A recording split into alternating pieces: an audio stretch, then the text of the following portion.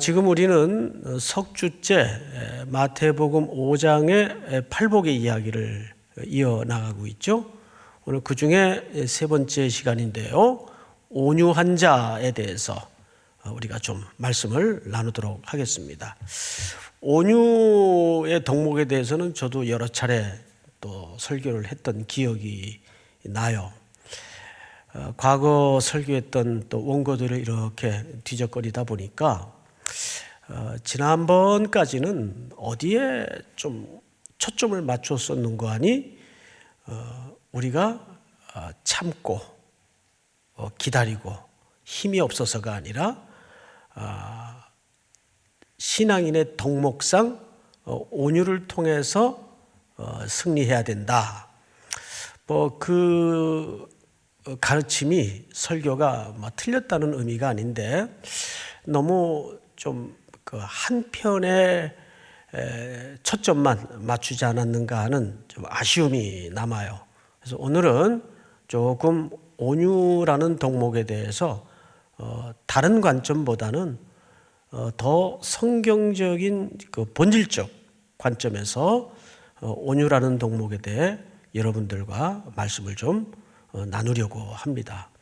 우선 본문에 들어가기에 앞서서 이 시대가 담고 있는 가치관, 또 질서, 철학을 좀 이해할 필요가 있습니다. 아시는 것처럼 이 시대는 로마가 세계를 쥐락펴락하던 철권 통치가 진행되던 때예요. 그래서 모든 지중해 주변 국가들이 로마의 속국이 되어서 신음하고 있던 때입니다. 그리고 계속해서 로마는 그 힘의 우위를 가지고 제국 팽창주의 정책을 진행해 나가고 있었죠. 유대 땅도 이미 속국이 되어서 BC 벌써 60년 훨씬 이전에 로마 편제 아래 들어갔습니다. 이 당시 로마는 크게 두 가지 정책을 폈어요. 반역하고 거스리는 세력에 대해서는 무자비하게 잔인성을 드러냈어요. 근데 제3자의 입장에서는 그게 잔인한 덕목이지만 로마의 철학과 당시 세계 사람들의 보편적 인식은 그 잔인함이 다른 표현으로는 용맹함으로 인식이 되었습니다. 그래서 참고 기다리고 양보하고 하는 것은 쓰잘데없는 가치관, 매우 불필요한 가치관, 이렇게 인식이 되던 때예요.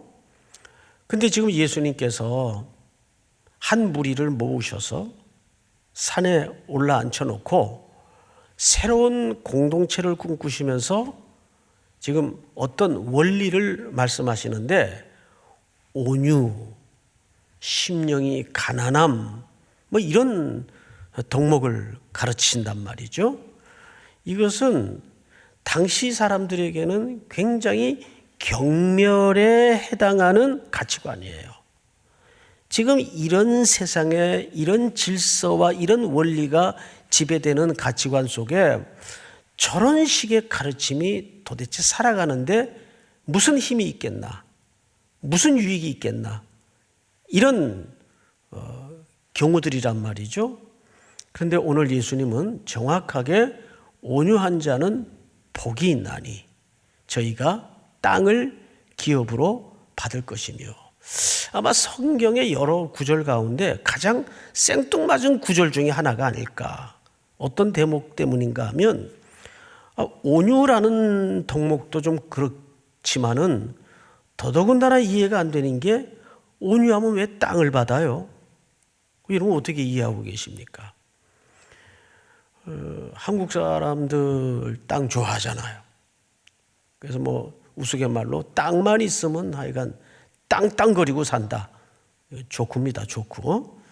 그런 표현을 할 정도로 온 국민이 땅에 혈안이 되어서 이 건물 부자는 그 부자가 아니래요. 땅이 있어야 진짜 부자라 그러더라고요. 자, 근데 성경에서 땅이 굉장히 중요한 주제로 등장을 합니다. 어쨌든 오늘 이 좀 함수 관계를 풀어야 돼요. 두 가지가 떠오르죠. 도대체 왜 예수님은 그런 시대 속에 온유라는 덕목을 가르쳐야만 했고, 예수님이 말씀하고 싶은, 또 마태가 드러내고 싶은 이 온유의 초점이 뭔가? 두 번째는 왜 온유하면 이상하게 땅을 기업으로 받는다고 하셨을까? 여기서 강조하는 땅의 의미는 뭘까? 이런 관점으로 좀 모아 가면서 송 목사가 말하는 결론보다는 성경이 말하는 결론이 무엇일까에 접근을 해 나가 보도록 하죠. 자, 우선 이 온유한 자, 온유라는 덕목은 헬라 말로는 프라우스 이렇게 돼 있어요. 프라우스. 또 이걸 히브리 사람들의 말로는 아나브라는 표현을 써요. 아나브. 근데 놀랍게도 구약 성경에 또 히브리인들의 사고를 기초로 조사를 해보니까 이 아나브, 온유라는 덕목이 동의 개념이 몇 개가 있어요. 동의 개념. 첫째, 겸손하다라는 말과 동의예요. 예수님도 그러셨죠. 나는 마음이 온유하고 그다음에 뭐라 그러셨어요? 네, 겸손하니 내게로 와서 배우라 그랬어요. 그래서 이걸 동의어로 사용하셨습니다. 그러니까 온유라는 말은 또 다른 표현으로는 겸손이라는 덕목과도 일치한 주제가 됩니다. 그런데 여기 또 하나의 개념이 가난하다. 이 푸토코스. 헬라 말의 푸토코스라는 말은 그냥 흔근히 먹고 산다 그런 개념이 아니고 절대 결핍을 얘기합니다. 절대 결핍이라는 것은 누군가의 도움 없이는 살아갈 수 없는 빈약한 상태를 얘기해요. 그 마가복음에도 이제 등장을 하던데 과부의 두렵던 이야기 아시죠? 그 과부가 가난한 과부였어요. 가난이라는 말이 4번 등장을 합니다.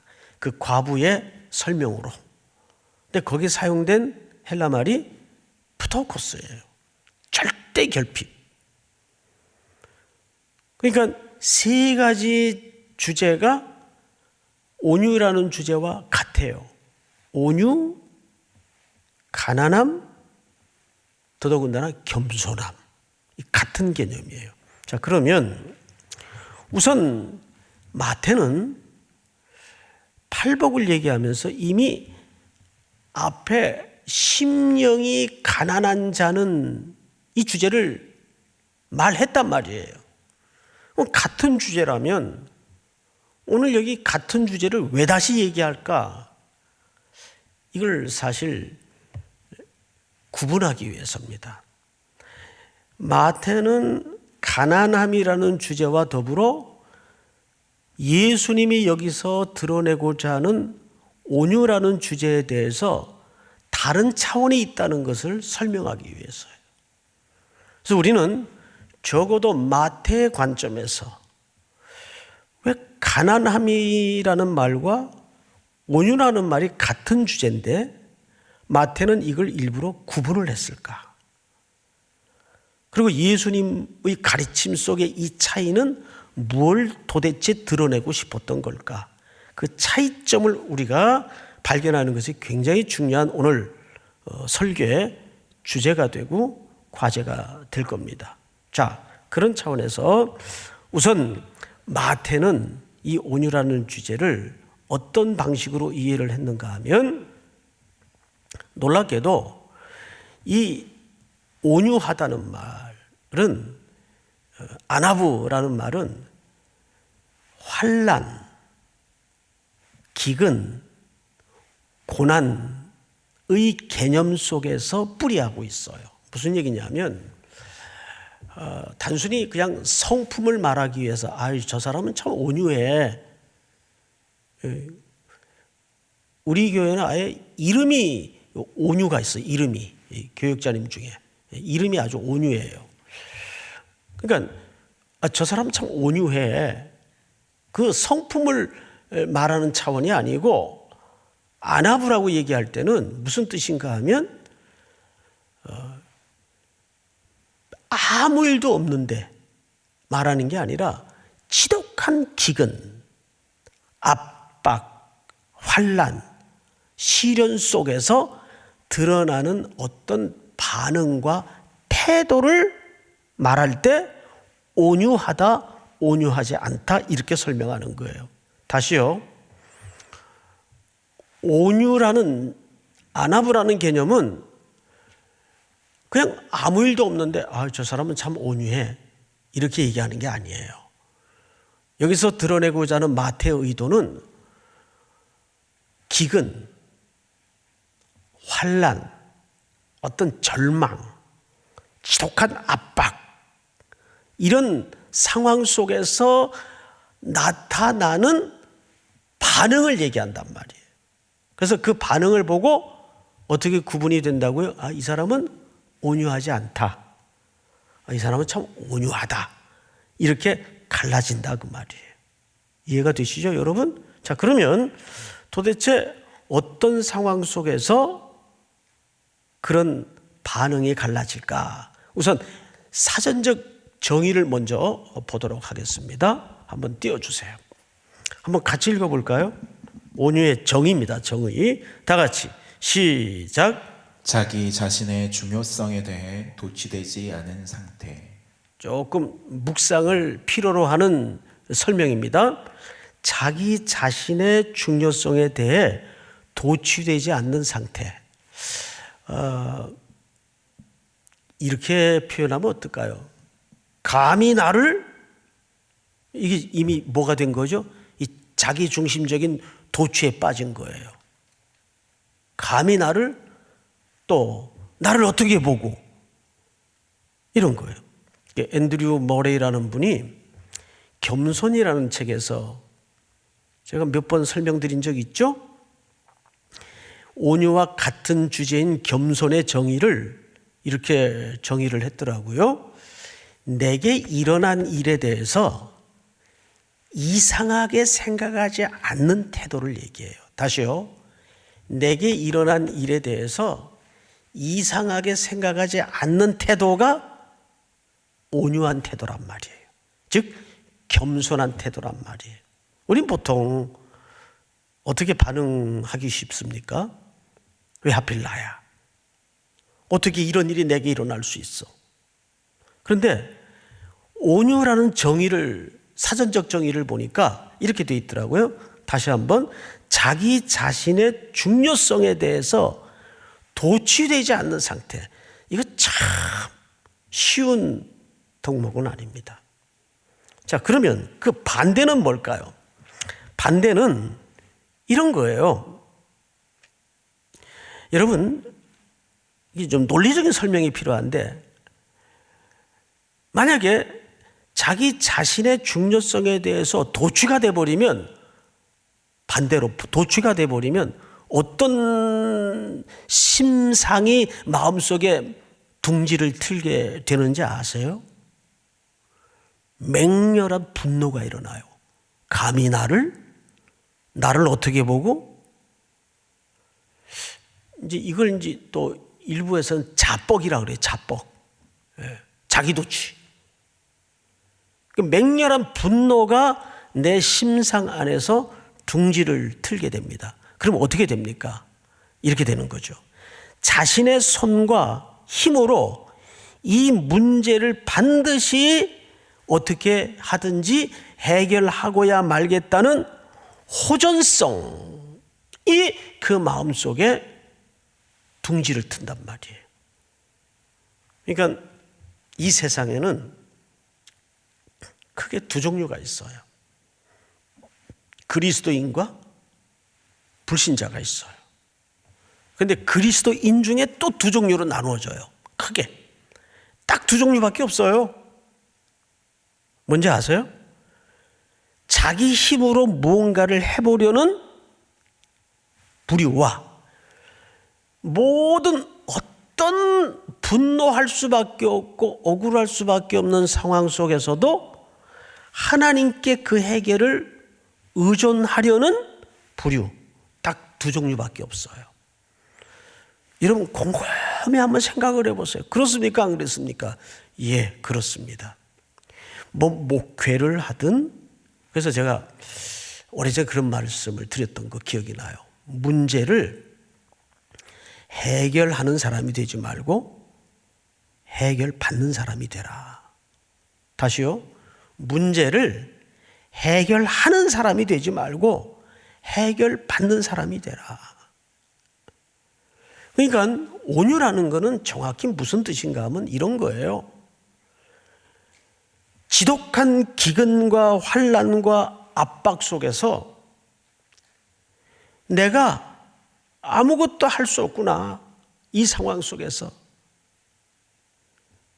또 어떤 사람은 이건 내가 어떻게 하든지 이거 한번 상대해 보겠다. 이 두 종류로 나눠지는 거예요. 어떻게 하든지 해보겠다는 사람과 내가 할 수 있는 게 없구나. 그러면 그 사람은 자연히 그 사고와 심성의 귀로가 어디로 모아질 수밖에 없어요. 자기보다 힘 있는 자, 자기보다 능력 있는 자, 자기보다 센 자에게 모든 걸 의존할 수밖에 없어요. 주님 도와주세요. 아버지 저 어떻게 해요? 이게 뭐죠? 예, 정확하게 온유한 상태는 이 상태를 얘기하는 거예요. 하나님께 소망을 둘 수 있는 자. 여러분 믿습니까? 하나님께 소망을 두는 자. 그런데 더더욱 기가 막힌 게 뭐냐면 예수님은 자기 자신을 온유하다 그랬어요. 그분이 하나님이세요. 그분은 온유하고 말 게 없는 분이에요. 그분은 전능하세요. 돌멩이로 떡을 만들 수 있는 분이세요. 그런데 예수님이 나는 온유하다는 말이 무슨 뜻일까요? 육신의 몸을 입고 계시는 동안에 철저하게 아들 되는 법을 연습했다 그 말이에요. 모든 니즈를 하늘 아버지께 구해요. 예수님의 삶을 보세요. 정확하게 모든 것을 아버지께 구함으로써 무슨 연습을 이 땅에서 계속 해오셨죠? 아들이 되고 자녀가 되는 연습을 하신 거예요. 심지어는 어디 위에서도, 십자가 위에서도 그냥 뛰어내려 오셔가지고 십자가를 분지러뜨리고 로마 군병들을 쫓아가서 내가 12영이 되는 천군 천사를 동원하지 못할 줄 아느냐? 그러나 그런 방식을 채택하지 않고 아버지께 모든 결과를, 과정을 맡긴 거예요. 그러니까 우리가 새롭게 정의해야 되는 건 뭐냐면 온유라는 정의는 오늘 특별히 마태복음 5장에서 예수님이 새로운 공동체와 이 질서들에게 맡기고 싶은 의미는 뭐냐면, 가르치고 싶은 초점은 모든 것을 아버지께 소망을 두라는 뜻입니다. 그 태도를 가지라는 뜻이에요. 그래서 온유의 정의를 한번 우리가 봤다면 이제 태도를 한번 보십시다. 온유의 태도라는 건 뭐냐면 이것은 불의한 세상 속에서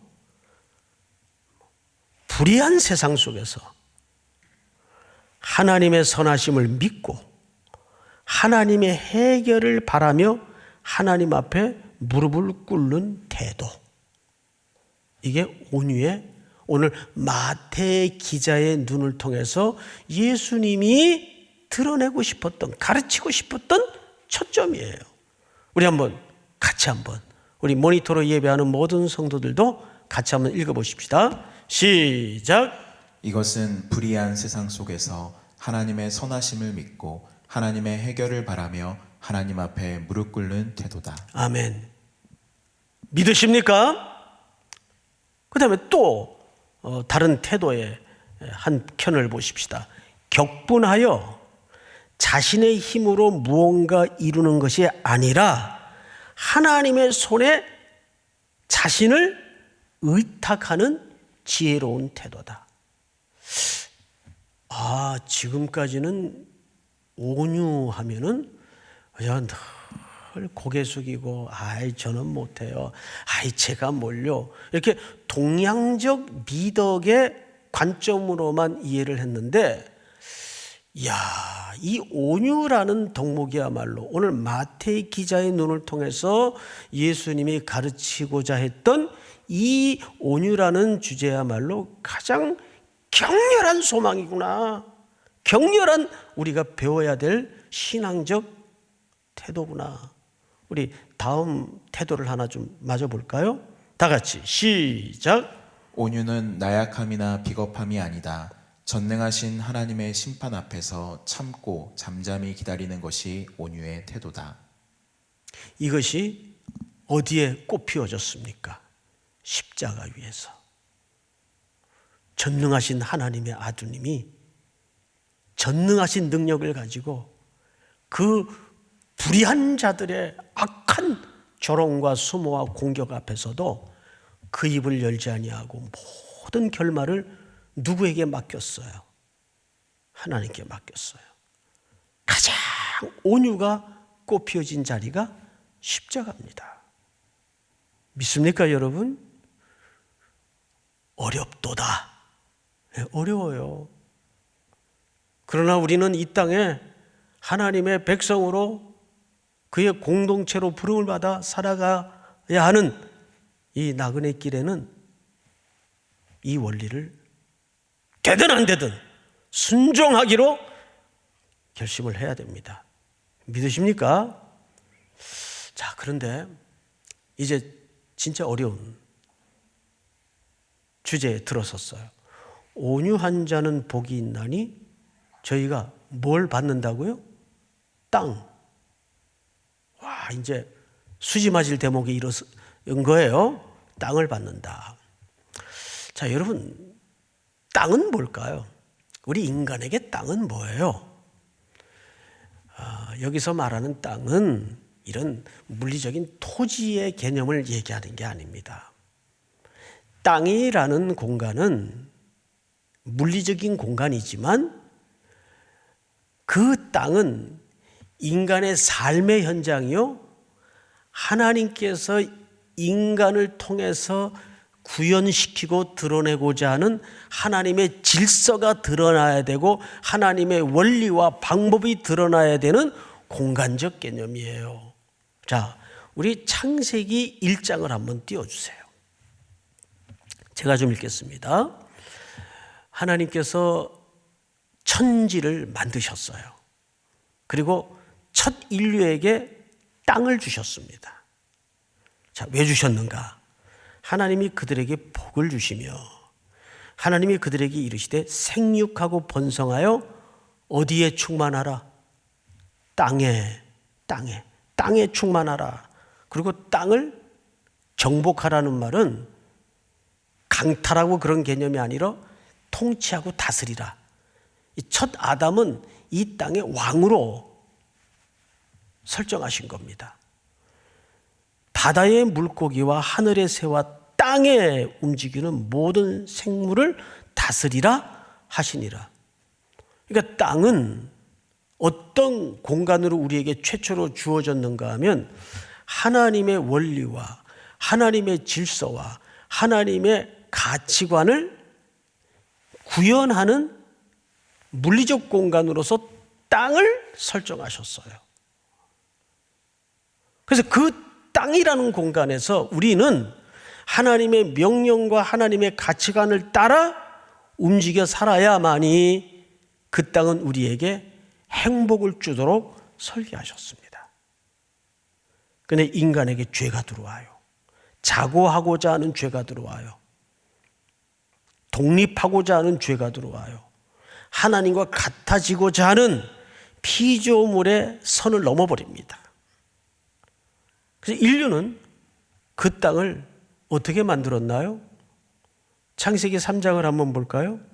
이렇게 만들었어요.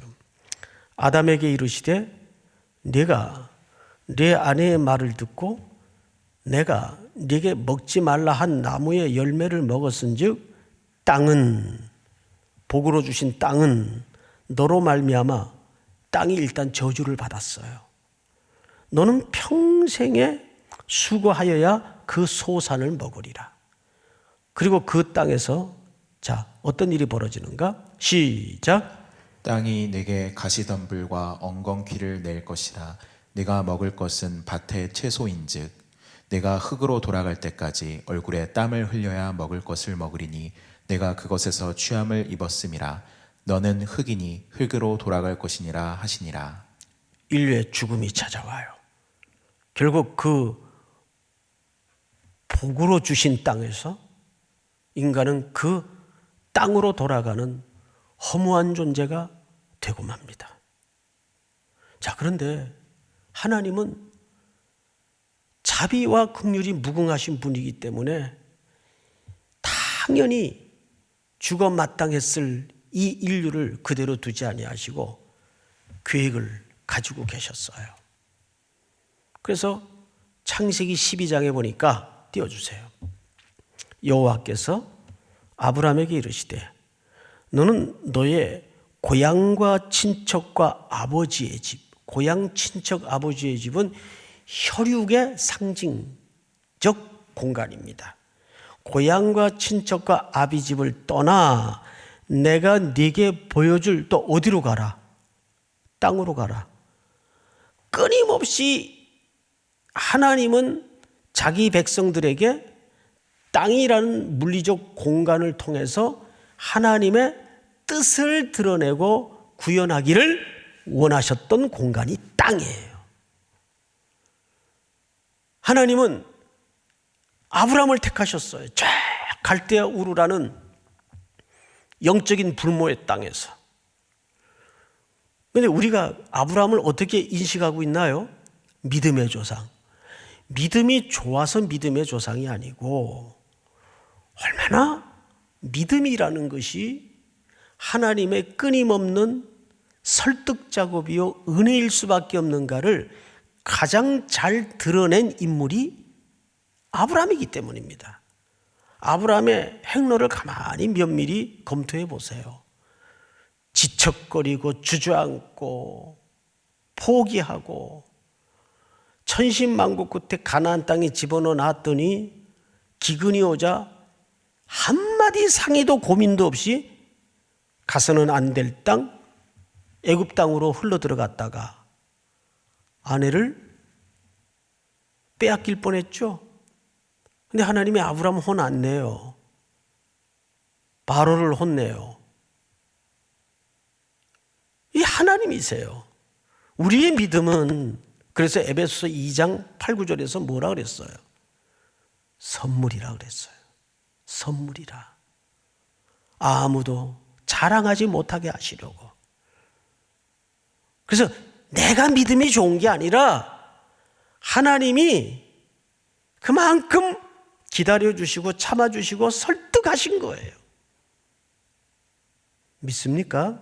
그게 땅을 통해서 훈련되고 연습되고 드러나야 된다 그 말이죠. 다시 이들에게 기회를 주신 거예요. 가나안이라는 공간은. 그런데 거기서 이들은 어떻게 됐나요? 여러분 이사야 2장을 한번 볼까요? 그 땅에는 은금이 가득하고 보화가 무한하며 그 땅에는 마필이 가득하고 병거가 무수하며 다 같이 시작. 그 땅에는 우상도 가득하므로 그들이 자기 손으로 짓고 자기 손가락으로 만든 것을 경배하여. 우상 숭배에 빠졌어요. 가나안 문화에 그 매력에 빠져서 심지어는 그 땅을 창조하시고 자신들에게 다시 한번 회복의 기회를 허락하신 하나님을 등 돌리고 음행한 여인처럼 우상에 빠져버리고 말았어요. 그래서 에스겔 선지자의 글을 한번 만나볼까요? 이 땅 백성은 포악하고 강탈을 일삼고 가난하고 궁핍한 자를 압제하고 나그네를 부당하게 학대하였으므로. 이 모든 것들이 타락한 인간 속에서 번져나온 추악한 냄새들이에요. 이게 결국 수많은 선지자들을 통해서 경고했어요. 그렇게 하면 안 된다. 그렇게 하면 벌 받는다. 그렇게 하면 매 맞는다. 여러 선지자들을 보내서 설득했지만 말을 듣지 않으니까 하나님께서 가장 아픈 사랑의 방법으로 또 어떻게 하셨죠? 그 땅에서 뽑아내 바벨론의 아수르에 넘겨버리고 맙니다. 땅을 잃어버리게 만들어요. 결국 하나님의 백성의 장구한 역사 속에 순례길을 보면 땅을 회복하는 싸움이에요. 그러니까 결국 성경에서 말하고자 하는 땅의 개념은 뭐예요? 가나안 땅은 그 물리적인 땅 자체에 무슨 젖과 꿀이 흐르는 것이 아니라 하나님의 통치를 배우고 하나님 안에 복락을 연습하는 공간이 땅을 통해서 실현되고 구현돼야 된다 그 말이죠.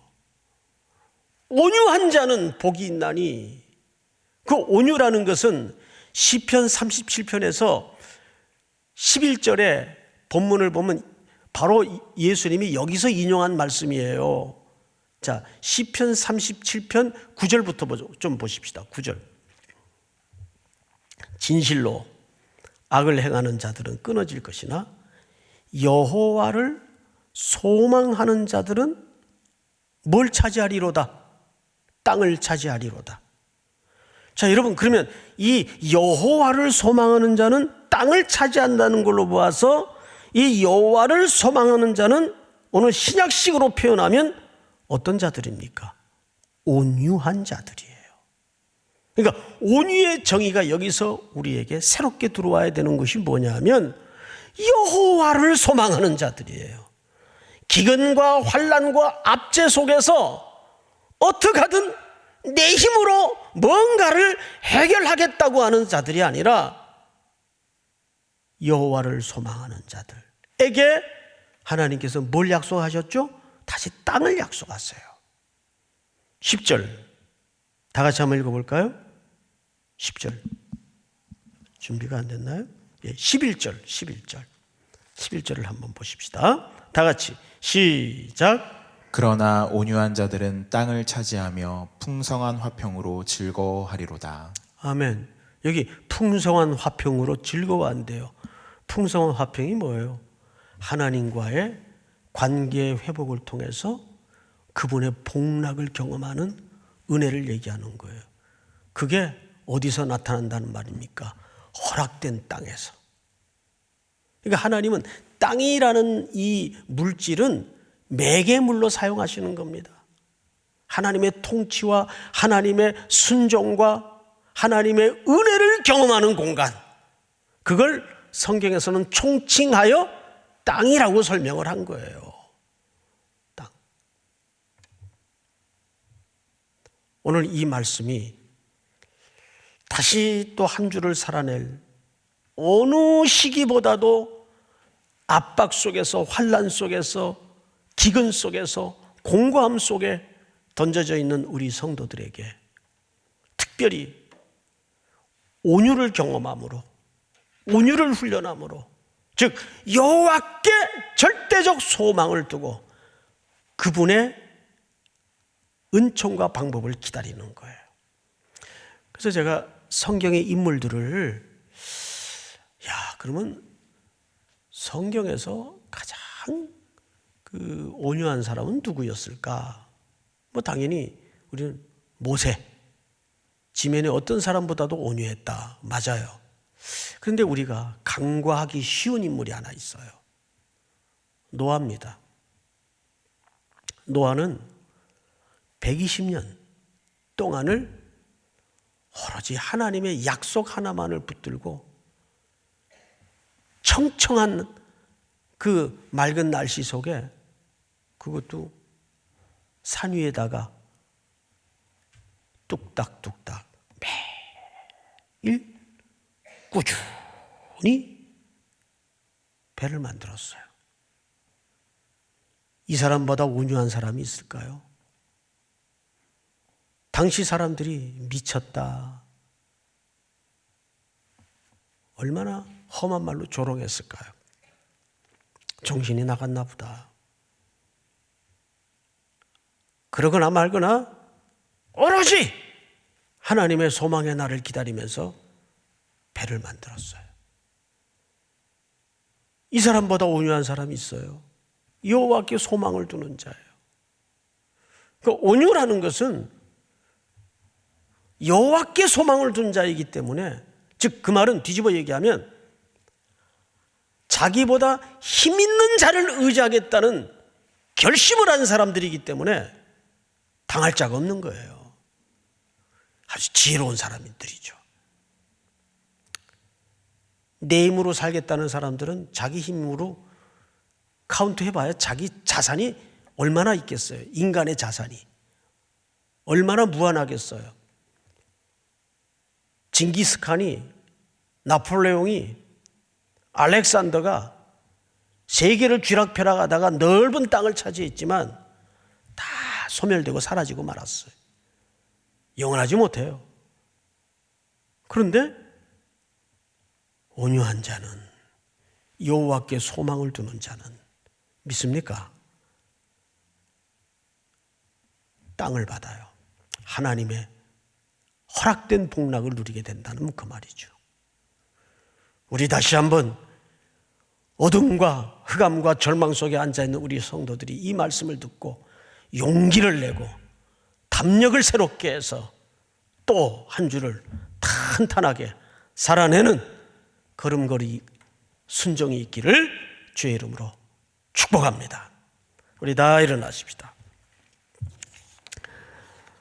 주 은혜의 힘을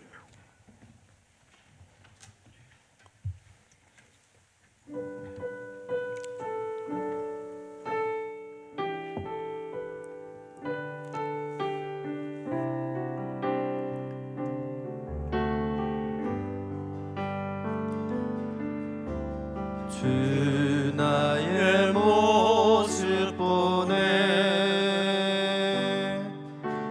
상한 나의 맘 보시네 주 나의 눈물 안에 홀로 울던 맘 아시네 주 사랑 내게 있네. 주 사랑 내게 있네 그 사랑이 날 채우네 주 내게 있네 그대로 날 채우네 세상 소망 다 사라져가도 주의 사랑은 끝이 없으니 살아가는 이 모든 순간이 주의 힘이 나는 믿네 세상 소망 다 사라져가도 세상 소망 다 사라져가도 주의 사랑은 끝이 없으니 살아가는 이 모든 순간이 주의 힘을 나는 믿네 우리 다시 한번 세상 소망 다 사라집니다. 세상 소망 다 사라져가도 주의 사랑은 끝이 없으니 살아가는 이 모든 순간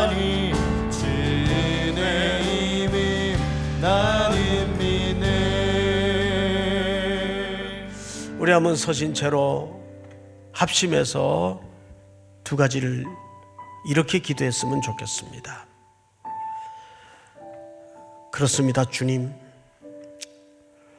내 마음 안에 얼마나 내가 작용하고 싶고 내가 작용해야 안심이 될 것 같고 불면 날아갈 것들에 집착하고 주님을 소망하지 못했던 죄악을 용서해 주시옵소서. 다시 한번 우리의 남은 시간들 온유로 승리하게 하여 주시옵소서. 내 방식대로, 내 주장대로, 내 분노대로 행하지 않도록 도우시고, 힘들지만 압박이 우겨쌈을 당함이 극에 달해 있지만 그래도 하나님께만이 소망이 있음을 나는 믿습니다. 독생자 예수 그리스도께서 십자가에 드러냈던 그 온유함의 원리를 붙잡는 우리의 남은 순례길이 되게 하여 주시옵소서. 우리 한번 주여 부른 다음에 소리내어 통성으로 기도합니다. 주여! 하나님 아버지 감사합니다. 영광을 받으시옵소서. 자비를 베풀어 주시옵소서. 하늘의 신령한